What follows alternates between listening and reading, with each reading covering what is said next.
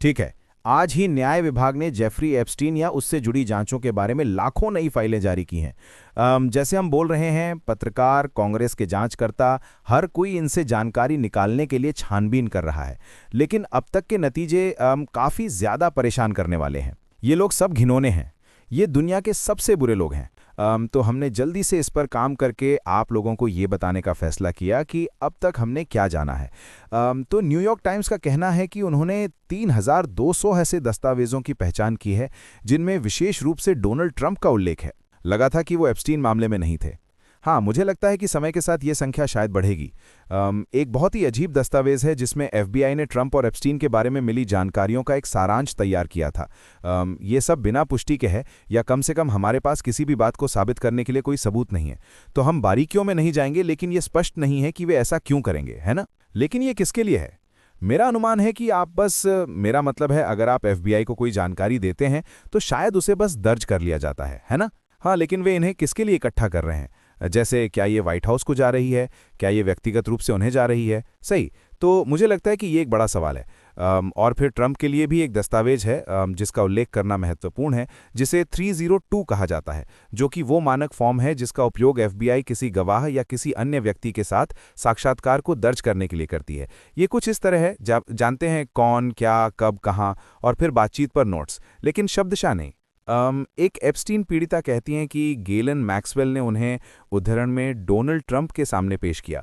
अब इसमें कहा गया है कि ट्रंप के साथ कुछ नहीं हुआ, लेकिन सिर्फ ये तथ्य कि गेलन मैक्सवेल किसी ऐसे व्यक्ति को जिसका वे शोषण कर रहे थे, डोनाल्ड ट्रंप के सामने पेश करते थे, मेरे ख्याल से ये अपने आप में काफ़ी दोषारोपक है। मुझे लगता है कि जब भी कोई तीसरा पक्ष आपको महिलाओं को पेश करता है और वे पेश शब्द का इस्तेमाल करते हैं, तो ये किसी भी संदर्भ में हो, हाँ, ये थोड़ा संदिग्ध होता है।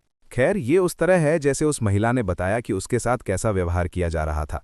फिर से हम जानते हैं कि ये जेफरी एप्स्टीन और गेलन मैक्सवेल और उनके दोस्तों द्वारा लगातार दुर्व्यवहार का एक पैटर्न है। और फिर से ये भी इस बात पर जोर देता है कि गेलन मैक्सवेल वो खुद एक उत्पीड़क है। वो यहाँ किसी तरह की मासूम निष्पक्ष मेज़बान नहीं है। एलन मस्क और जेफरी एप्स्टीन के बीच कई ईमेल आदान प्रदान हो रहे हैं। वैसे इलॉन मस्क, जिन्होंने कहा था कि जेफरी एप्स्टीन ने मुझे एक बार द्वीप पर आमंत्रित किया था और मैंने मना कर दिया था। हाँ, ऐसा लगता है कि ये सच नहीं है। हाँ, इस बार एलन एप्स्टीन फाइल्स का एक ब्रेकआउट स्टार है। तो एक ईमेल है जहां एलन एप्स्टीन द्वीप की यात्रा की योजना बना रहा है, और फिर से ये सभी ईमेल 2012 और 2014 के बीच के हैं। जेफरी एप्स्टीन ने जून 2008 में दुर्व्यवहार के पहले दौर के आरोपों में अपना दोष स्वीकार कर लिया था, तो ये उसके बेहतर समझने के कई सालों बाद की बात है। साथ ही ये भी बताना जरूरी है कि डोनाल्ड ट्रंप का दावा है कि उन्होंने 2006 में जेफरी एप्स्टीन से संबंध तोड़ लिए थे। सही सही। और वहाँ एक और ईमेल है जिससे पता चलता है कि एप्स्टीन 2012 में मारा लागो जाने वाला था। लेकिन जैसा कि आपने बताया, हाँ, एलन कहते हैं यानो एप्स्टीन ने मुझे अपने द्वीप पर आमंत्रित करने की कोशिश की, मैंने मना कर दिया। लेकिन 25 नवंबर 2012 का एक और ईमेल है जिसमें एलन ने एप्स्टीन को ईमेल किया कि आपके द्वीप पर सबसे ज़बरदस्त पार्टी किस दिन होगी। ऐसा लगता है कि कोई ऐसा व्यक्ति था जो मना करने के लिए तैयार था। ऐसा नहीं लगता कि ये कोई ऐसा आदमी है जो वित्तीय सलाह या तकनीकी उद्योग के भविष्य के बारे में बातचीत की तलाश में होगा, है ना? जैसे कि ये एक ऐसा व्यक्ति है जो जानता है कि जेफरी एप्स्टीन क्या करता है। हाँ, उसे द्वीप का माहौल पता है और वो वहाँ जाना चाहता है। हाँ, और जेफरी एप्स्टीन, मुझे लगता है, कहते हैं मैं तुम्हारे लिए हेली भेज दूंगा, उन्हें एक हेलीकॉप्टर भेज दो। जो कि बस किसी ने मेरे लिए कभी हेली नहीं भेजी, नहीं, किसी ने कभी नहीं। लेकिन हमें ये कहना चाहिए कि आप जानते हैं कि ये सब जारी किए गए हैं। एलन आज बस ग्रॉक और एआई के बारे में ट्वीट कर रहे हैं, तो वो देख रहा है, वो इन सभी ट्वीट्स को देख रहा है, वो जानता है कि ये हो रहा है, वो बस इस पर ट्वीट कर रहा है। और ये फिर से याद दिलाता है, याद है जब एलन का ट्रंप से रिश्ता टूट गया था?